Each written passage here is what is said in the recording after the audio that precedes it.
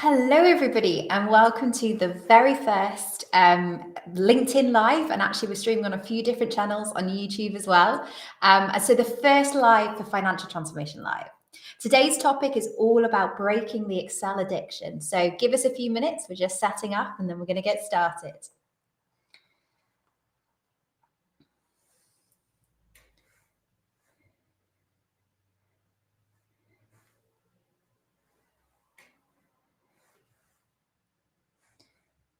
So for those that are already with us, just so you know, the chat is open. We are excited to hear what you're saying. So please do ask questions as we go through. This is actually going to be a monthly session. So as we get to the end, I'll talk to you about some of the upcoming topics, how else you can join these events. But we are super excited to start this new channel. So it's a break off of the podcast, which is CFO 4.0. And we're going to be addressing the practical topics that actually help you to transform. So CFO is very much about interviewing those thought leaders and individuals that are going through that transformation process. This one is about building a community of those going through financial transformation, sharing best practice, sharing ideas and thoughts. And so, yeah, we're super excited to start it. So give me 2 minutes. And in fact, not even 2 minutes. I'm just going to kick off on some of the other channels, and then I'll share my presentation and we'll get on with the education.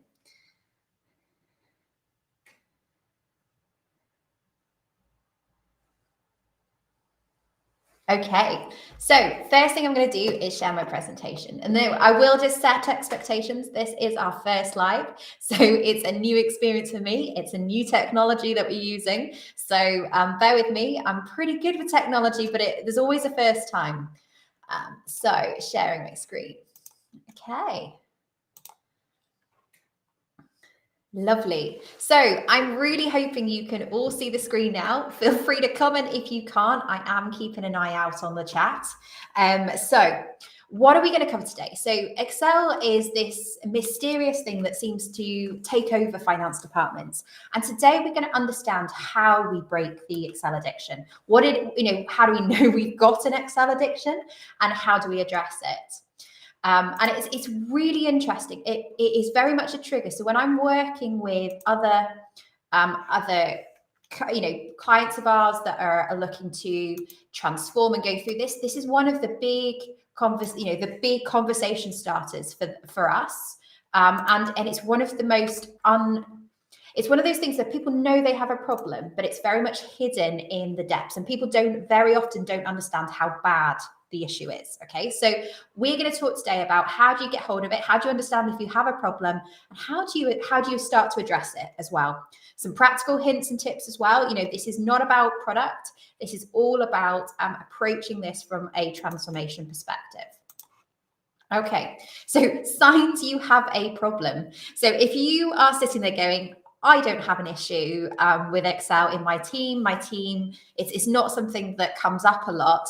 If you have seen any of these phrases, so if there's conversations about, oh my God, I sent that spreadsheet to the wrong person, it had this information in, or oh my God, I deleted it by accident, or can you jump out of that Excel spreadsheet so I can get in and add some more information? If any of these conversations are going on, you probably have an issue here, right? So, and you will probably recognize a lot of these phrases from conversations. But again, it's about understanding if you've heard these conversations, then you might have an issue. Which brings us on to the cycle of change. So with any change, regardless of what kind of change it is, you need to understand that cycle. And we talk about Excel as addiction because it's a habit. It's something that people do without thinking. So how do we break that cycle? So the first thing you've got to understand is, where are you at in your cycle of change? So if I just talk you through the steps, and then we'll take a step back and then figure out how we move it forward. So the first thing is pre-contemplation. So depending on whether you know you have a problem, you might sit in this bucket. So you might be sitting there thinking, I don't know. I'm not sure. Your team are probably sitting in this bucket because they're sitting there not realizing that they have an issue or that it's not a big issue. Okay. So the second stage is contemplation, which means if you're on this on this webinar, there's probably something where you think you have a problem, you need to address it, but you're not actually put the steps in place to do so. Okay, so that's what we call contemplation. The third step is preparation. So this is when you're getting ready to make a change. And make no mistake, you have to get yourself ready. You have to get your team ready. And we'll talk about that a bit more as we go through this cycle. Action is actually changing the behavior, and you have to create an environment that allows for that change to take place. You have to make sure that you've cleared the way, that you've not put a lot of barriers in place to that change, to allow that to happen. And then maintenance, you have to keep on top of it. Your team are not going to overnight go, no more Excel, we're stopping this. Yeah, that you have to encourage, support, and monitor to ensure that that behavior is sustained and continues. And then last, of course, relapse. And this will happen, right? So Excel is, like I said, Excel is a habit. So people will fall back to it, and you have to keep encouraging and driving that change of behavior forwards if you want it to be a permanent shift. Okay. So, we talk, there is a cycle of, you'll get relapses, but what you should see as you go through, as you challenge the fact that new spreadsheets are being created, is that the scale of the relapses gets smaller and smaller. So you're in this cycle of uplift, and you're driving that forwards. Okay. So the first step is admitting you have a problem. So a lot of people that I speak to, they know they have a problem. The challenge they have is they don't actually understand the scale of the problem, right? And so we are going to get into that, but I think it's always important to address why we like Excel, right? Why do we use it? Why has it become like one of the most commonly used pieces of software in the finance team? And it's easy to use. We all know this, right? It is super easy to use. Everybody knows it because they've used it throughout their, all of their working life, and some very often through their student life as well. It is cheap. It doesn't require somebody to go and have a conversation to understand whether you've got budget to shift. It's super flexible. People can do anything with it. Yeah. So you can, there's a few things they shouldn't be doing with it, but honestly, you should see some of the spreadsheets that I come across, and they are incredible. Like you have to take your hats off to some of these Excel whiz kids that are building these, really big spreadsheets, but that is not what Excel is designed to do and to be used for. And I think that's the important piece. To understand why we shouldn't use Excel is really important. Okay, so the first thing is accessibility. So I said, if you've heard these phrases, then you might have an issue. So one of the big things, if you're sitting there going, can you jump out that spreadsheet so I can update it? Your Excel is not being used in the right way. Okay, so accessibility can be access to spreadsheets at the same time. It can be also, getting into spreadsheets, because very often they're hidden in different OneDrives, in different layers. Somebody saved it in a different place, versions as well, in different areas. So accessibility is a real issue, right? And I guess that comes along with editability, so that anyone can edit if they have permissions, and you can't control the degree of editability. And if you think about how complex some of the spreadsheets, certainly the ones I've seen, have been, the thought of letting anybody loose onto that if they don't understand and haven't built it, that's really worrying. So editability is one big thing. The fact that they can be edited. And people say, well, that's one of the great things about Excel. Yes, but, all right. So, the fact that things can be changed, and if you're making important decisions based off this information, the fact that it can be, changed, and you've not necessarily got all of the tracking behind that as well, that is an issue. And it's something that happens quite a bit. Maintenance. So, things change, businesses change. If you think about the degree of change we've seen over the last 18 months, well, that's huge. And certainly from a maintenance perspective, say you change your chart of accounts, which your reporting relies on, say something else changes, there's a massive shift there to be aware of. So if you change, your formulas can go out of whack. So again, one of the really common signs you've got an issue is, oh no, that's a formula error. I need to change that. Okay, so if you hear that, warning bells should be ringing in your ears. Security as well. So, I've seen people holding, confidential data in spreadsheets, and they've locked it with a password, but everybody knows that password. Anybody can get in and they can edit it. It's so Excel is not designed to be a database storage. People use Excel for things it's not to be designed for, and we all know this. So it's just thinking about, should this data be stored in here? What are the security around it, both around changes to the actual spreadsheet, but also changes to the data that sits within it? How confident are you when you speak to your auditors that that information hasn't changed? And scalability, right? So, if you are on a growth trajectory as a business, just adding more spreadsheets to the list and the time it takes to prepare and maintain and manage those spreadsheets, it isn't scalable. So this is why we have to change, we have to make this shift, and we have to decide if the degree and the dangers of the usage that we're using Excel for warrants a shift. Okay. And I don't know the answer to that, because obviously very small businesses, Excel is a brilliant tool to allow them to grow to certain areas. But even at that level, you need to make sure that you're using the right tool for the job. Okay, second step, and I said this earlier, didn't I? Knowing how bad the problem is. Okay, so this genuinely amazes me, especially, and I'm going to go back a step before I skip too far ahead, especially when I speak to leaders within the team. When you sit down and you do process reviews, and somebody's saying, "Oh, I store that in a spreadsheet. That sits in that's in a spreadsheet, and we put it in here. Then we shift across to here, and then it goes into another spreadsheet." And you can just see the faces of the people that I'm speaking to. So if don't be surprised if you just discover this whole warren of spreadsheets sitting on your hard drive. It's normal. And the fact that you've identified it means you can change it. So just look at it in that kind of positive way. Right. So we're going to talk about how do we know we have a problem. So the first thing I want to explain is what are the different types of spreadsheets that may exist in your system. So the first one is what I call working spreadsheets. And this is probably the best use for Excel, in my personal opinion, that you can find. So that is when you're just doing, ad hoc calculations. You're just using it to play with some data, shift, to do some elements, right? So you're not using it's not reporting. It's for, just doing some odd calculations to understand, if this happens, what does this change? So calculations, which is what it's designed for. It's basically designed to be a calculator, wasn't it? So that is the purpose of Excel originally. It's just kind of grown a whole new set of legs. So what are the other types of Excel sheets that you may have on your system?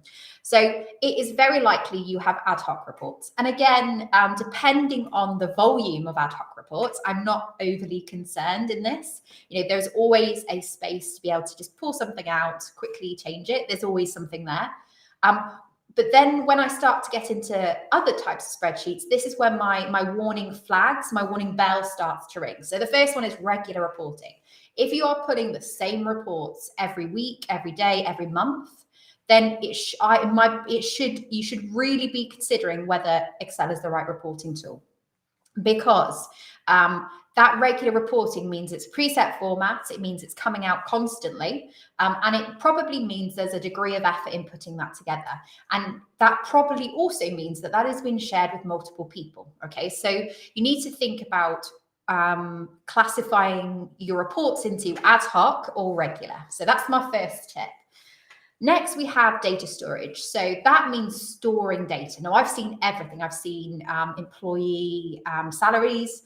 I've seen in customer data. I have seen, what else have I seen? I've seen customer emails. Also, I've seen so many different types of spreadsheets, contract end dates, all of that. So data storage is one of those where you really should be understanding whether in your existing infrastructure or around your existing infrastructure, if there's a better place to put that, okay? Imports. So what do I mean by imports? So very often, and we're shifting into a world where we're using lots of different systems, and that's a good thing, and very often systems will be added together with no thought for how they connect, okay? So you may have in your list of Excel sheets, what we call import sheets. So this is when you're transferring data from one place to another. So it could be you're exporting your payroll from your payroll system into your finance system. You could be exporting a list of invoices from your project management system into your finance system. It's those kind of sort of shifts. And very often, so the bit you need to think about with import spreadsheets is how often is that import happening? What is the time it takes to get it into the right format to shift it across? Yeah. And once you understand that, you can figure out how much of an issue those types of sheets are. And the last one on the list is what I call process sheets. So this is when a spreadsheet is required for a process to function. So it's very often used, like a classic example is purchase orders. So I've seen it where finance will have a list of, or have an Excel spreadsheet with a list of PO numbers, and they'll use the spreadsheet to issue a purchase order number. They'll then track who it was issued to, the status, which is, where we're getting this process of that spreadsheet. So that's a common usage. I've also seen things like using spreadsheets to collect expense claims, for instance. So there are, and you could argue that there's a bit of crossover with data storage, absolutely. And I'll show you the format that I like to use for things like Excel audits. Okay, so once so one of the things you need to understand is what are the types of Excel spreadsheets you have in your team. And then you need to do an Excel audit. Okay, so this is a scary thing for most finance teams to do, especially the day-to-day users, right? Because I think there is an underlying acceptance that perhaps they're overusing Excel. And so you do, when you're having these conversations with people, you do need to make everybody aware that you're expecting to see a lot. And actually, this is kind of the baseline. It's setting the understanding of where we're at now in order that we can improve and address these issues moving forward. So please encourage your team. Don't frown every time they add a new one to the list, all right? You want them to be as open as possible, because if you know where all these spreadsheets are, if you know what they're used for and why they are there, you can address the problem. Okay, so here's an example of an Excel audit. And for those of you that would like to, we actually, we do have a link, and we will pop it in either the chat and also it will be published on our LinkedIn page, or you message me directly if you haven't found the link. But you will then get access to this, and we will be sharing the PowerPoints as well on our website afterwards, so that you can get access to this template. It's just a very basic template, and actually sometimes I find I've seen some beauties again, and it is, I will accept, it is ironic we are using an Excel sheet to do an Excel audit. But it is, it's the easiest and quickest way to get it out in this scenario. So what are the pieces that we need to collect? Well, this is the bare minimum, all right? So you may add more columns, you may add more information as you go through, but for me, I want this done as quickly as possible, and I want it done as thoroughly as possible, so that we can start thinking about solutions. Yeah. So very basically, you have your spreadsheet name. So what is it what is the name of the spreadsheet, i.e. the name it's saved as? What types? If you go back to the types, and again, if you want to go back and re-watch this episode and or download the PowerPoints, we will be releasing this on YouTube. So follow us on YouTube, follow us on LinkedIn, and you'll get that. So the types, you just pop in the date type. You'll notice I did put in the example, you can have multiple types. So if you're not sure about whether it's a working spreadsheet or an import spreadsheet, or if it crosses over, don't get into an argument between the team. Just put down what you think and move on, right? So with all of these things, it's just, you're just better getting it down, and then we can move that forward and refine later if we need to. A brief description. Okay, so it's really important that you understand sort of a bit about that spreadsheet, what it does, and a bit of context around if there's multiple tabs, etc., because that's always something that can catch people out. Who owns it? So who is responsible for that spreadsheet? And if you have spreadsheets where you don't have a designated owner or person that is responsible, then that is something you really need to address ASAP.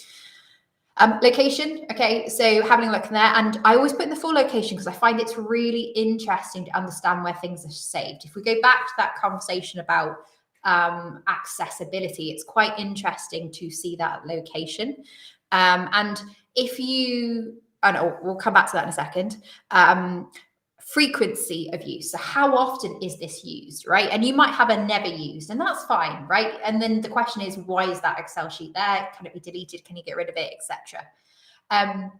So then we have frequency of use. So how often are you logging onto it? How often are you updating it? So there's a difference between how often somebody is accessing it versus how often somebody is updating it, because that can be really interesting from a timing perspective. And it kind of leads on my next piece, but very often what will happen, if I think about revenue recognition spreadsheets, classic example, it's viewed once a month. And so the CFO is just like, oh yeah, we only view it once a month, we do the gel, it's done. Well, actually, no, that's not what happens.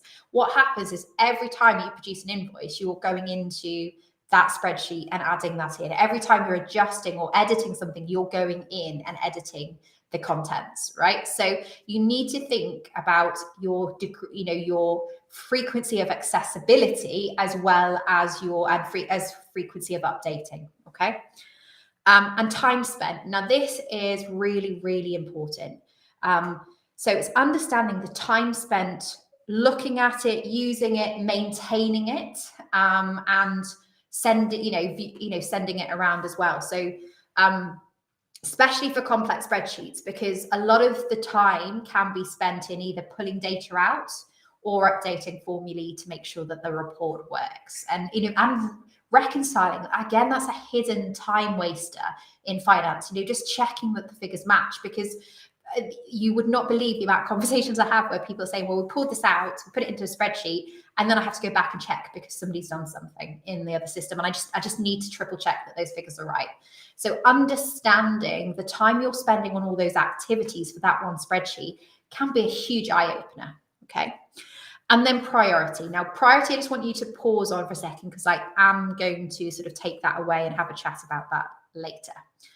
So with all of this, a couple of tips is once you've got, give everybody get everyone to put their own list together. If you look at a spreadsheet and you're wondering how much time they actually spend, one of the things you can do is actually watch. So you can actually spend people can spend time together watching what people do to prepare reports and understand, how long it takes them to update. And then you can do things like multiples, like how many records, how many new invoices do we do? It takes us 3 minutes to do the update and to check into all those things. And then it's really interesting to see that number grow. And then the question you need to ask yourself, if we scale, so if our, the number of the invoices we produce over the next year or two doubles, because that's our growth plans, we've got serious investment and we need to hit those goals, then that gives you a business case for investing in a solution to that Excel problem. And then the other thing as well is once you've got this, you need to verify. Okay, so go on to each person's system and just ask them to do a .xls search on like Windows Explorer and just look at the volume, right? If your volume of spreadsheets does not match the volume of lists that you've got, then there's things that have been missed off. And that just say to them, look, this isn't me going to hold this against you. Go, oh my God, look how many spreadsheets. These are all the problems I have, and this is how I'm going to help you fix them, right? So you just need to make sure that openness is there. And I also recommend you maintain this ongoing. So as you address these, the volume of spreadsheets, you start removing them.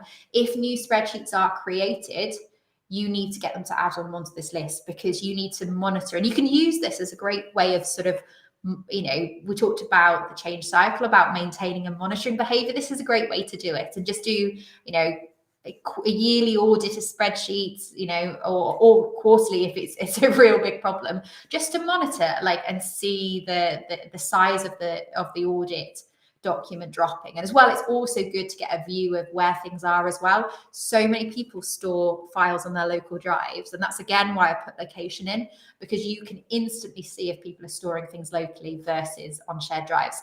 And people will hide stuff locally because they almost don't want to admit that they're using Excel for a purpose. Okay, a couple of other things you might want to add in. So other things I've seen is like last updated volume, because you might have a monthly report, but you've got 15 versions and things like that. So you can add other columns, but this is kind of the minimum that I would ask for and expect as part of an Excel audit. Okay, so now we're on to the change that is needed. Okay, and this will be different for all of for most people I speak to. I want to talk through some common solutions, right?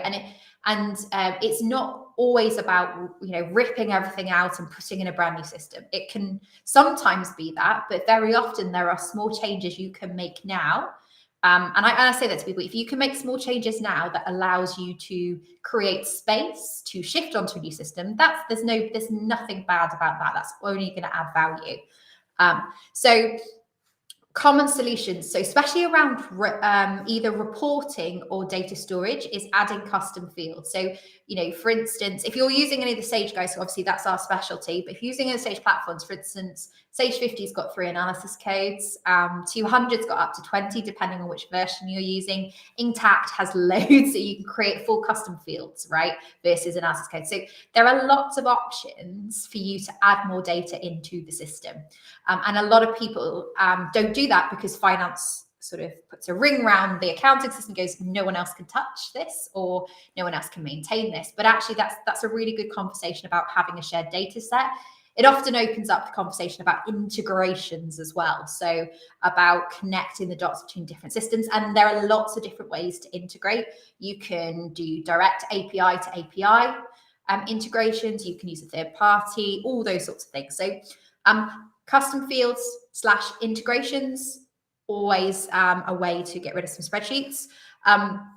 Very often people aren't using the system they've got already. So like implementing existing functionality. I've had this conversation with people that are on existing Sage systems. They don't know what they can do there. So purchase ordering and digital purchase approval processes. So controls over spend are a big reason for people sort of using spreadsheets. So that's a huge one. Bank reconciliation. So it's becoming less and less, thank goodness, but I still speak to people who are doing Excel bank reconciliations on spreadsheets or manually, which I think is even worse. So they're just literally highlighting and doing bank reconciliations there. All good software has bank reconciliation options that are digital. The best ones, of course, have bank feeds and automatic matching rules. So if you're doing any of that in Excel, have a conversation and that, you know, look into it. You very likely can reduce some of those. Reporting training. So very often, like, and I, you know, I'm lucky enough to work with some amazing systems that have incredible reporting tools, but even those that, when I speak to people that are on, say, some of the smaller packages, they don't even know that they've got reporting tools in the system or reports, right? So they won't even have spent the time looking to see if there's a report in the system that they could use.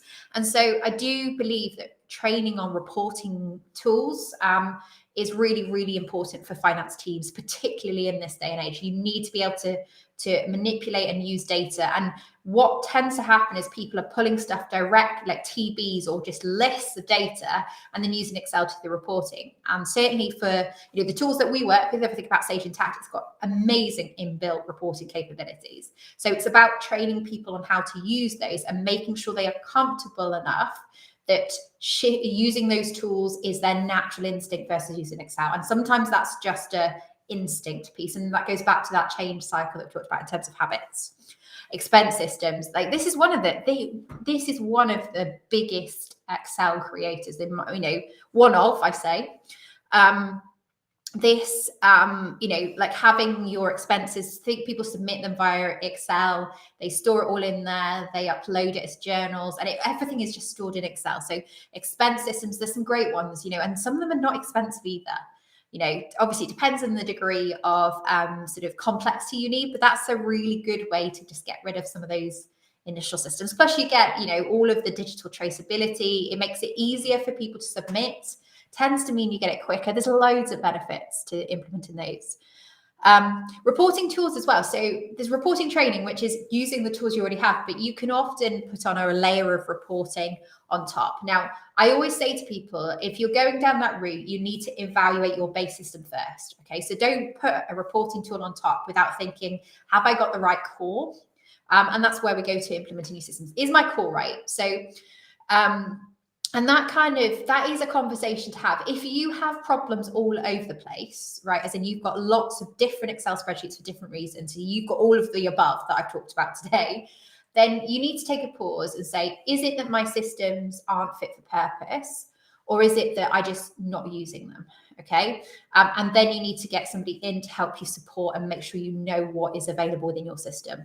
But I'm going to be honest and say, if you're at that level where everything is in Excel spreadsheets, and you're almost using Excel as your finance system, there probably is something fundamentally wrong with with your core system. So that is definitely a conversation with both your existing provider and maybe evaluating other providers to see if there's a different option for you. Very often reporting is driven not just by the tools, but also by the data. So the chart of accounts, I've seen it a few times where it's just been added to, it's never been reviewed to see if it's fit for purpose. So revising your chart of accounts, and actually I'm hoping to do a session on that in a future Financial Transformation Live, because that is one way you can revise, you can sort of save yourself some time, get data out in a better format and more able to be used, because that can sometimes be the limit of the reporting tools. If you're not entering the data in the right way, or it's not being coded correctly, or how you would like it to be as correctly is the wrong word, then the reporting tools that are in there aren't as fit for purpose as they could be. Okay, so once you've figured out your solutions, obviously you're going to need to do an ROI, and that's where that time saved comes in handy. And think about not just the time element, but also scalability. Think about the risk as well. So here's a list of things you might want to consider when thinking about which solutions to prioritize first. So firstly, we talked about time saved. How much time is it going to save my team both now and in the future? So if we grow according to our goals and our budgets for the year, what will that mean? What does that mean 1, 2, 3, 4, 5 years into the future? So the last thing you want to be doing is when you're twice the size, or you've grown by 50%, is then having to implement systems when you guys are already over capacity. So you do need to think ahead from a capacity planning and perspective in finance, because it is one of the dangers. A lot of people don't invest early enough in finance process improvement. So when they hit scale, it's a harder shift, and also it's a riskier shift as well. Ease of implementation. So there will be some solutions that are really quick to implement. Classic example is bank reconciliations, right? So you can quite easily, without shift onto using the bank feeds and implementing those matching rules and just shift over, right? It's not going to take a major planning project unless you guys are just really interested with bank reconciliations. Those small projects are, a really good starting point to get team into the flow. They get them used to change, and they give the team a bit of a buzz, right? Which helps you then continue the journey onto the bigger, more challenging projects. Time to implement. So just about ease. How easy is it to implement? And the second thing is, how long is it going to take? As in, what is the time span? So implementing a new system, can take anywhere from, a couple of months to a couple of years, depending what system you're looking at. So how long is this going to take me versus how easy is it to do? Obviously cost, and you're probably in budgeting planning season at the moment. So, cost is a factor, and you need to make sure, if you have it in budget this year, brilliant. And hopefully you're sitting here thinking, I'm thinking ahead, so we can get this into budget. But if, there's going to be certain solutions that are low cost to implement, certain that are going to be a bit more expensive and need, further approval levels. Risk. So risk is a big thing. So if you think about your spending, what is the risk of fraud? You think about purchasing controls. What is the risk of us going over budget? You've got to assess each spreadsheet in terms of risk to go wrong. Things like reporting. And what if, how much time are we spending checking this? What is the risk that it could come out and it's wrong? What is the impact on the business? So That is a really big thing. And there are lots of other impacts. So it could be your relationship with the wider team. If you're having lots of challenges with, say, sales around sort of quality of information coming through so you can do your invoicing, implement an integrated Salesforce and Sage Intacct solution as an example, is going to give you other benefits. So there may be strategic priorities that are going to help other teams that might fall into your prioritization sequence. Okay. So that's it for prioritization and action. So hopefully by this stage, you know you have a problem, you know the scale of the problem, and you've identified potential solutions. So managing change. These are just a few top tips, right? So change and leading change is an absolute art, and I'm still learning it. You know, I've been doing this for well over 10 years, well over a decade, which is slightly scary.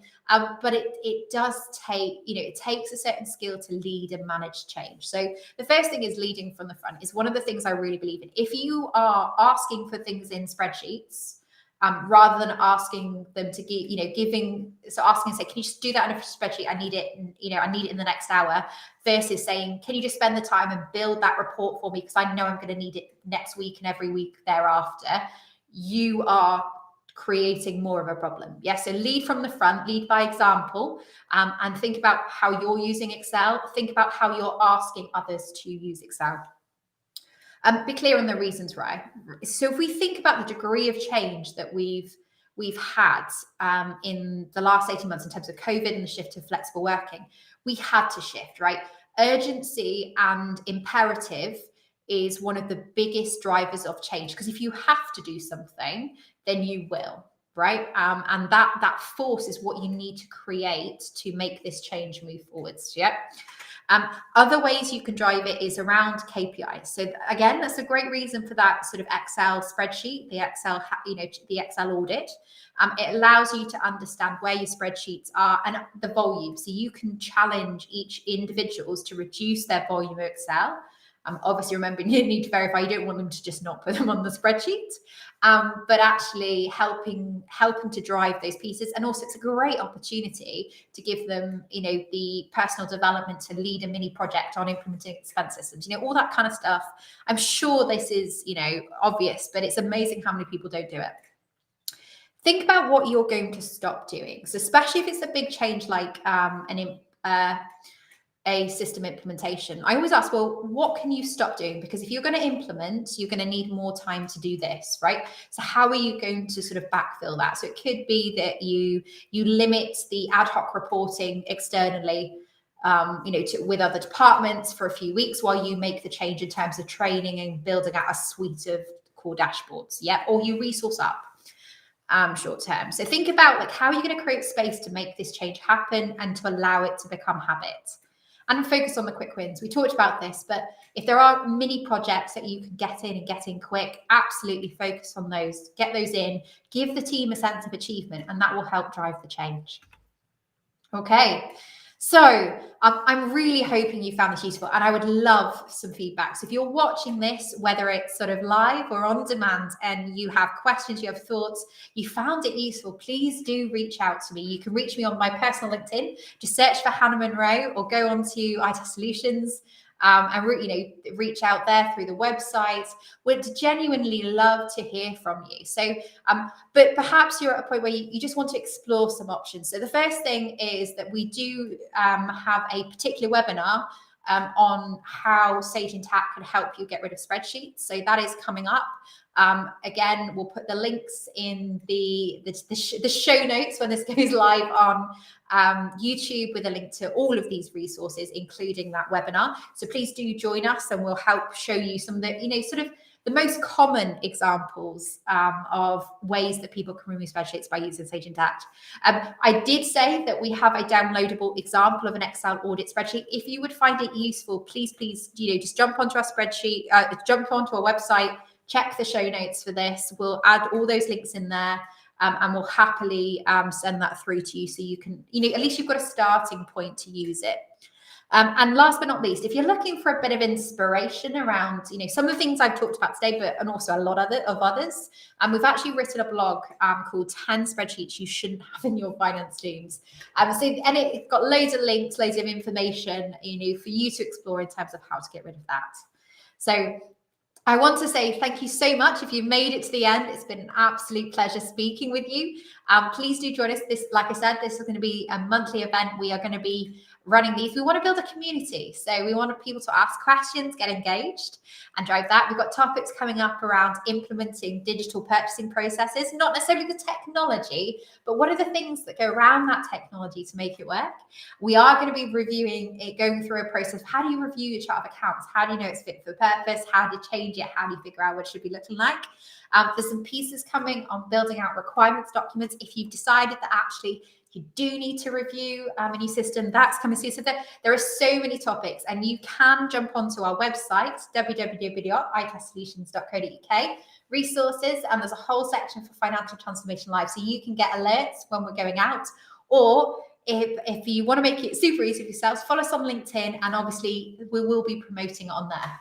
So, and follow me, send me a LinkedIn message, reach out. I'd love to hear from you. So thank you again for listening, for watching. I really hope this has been helpful and useful. And yes, I hope to see you at the next one. Take care, everybody. Speak soon.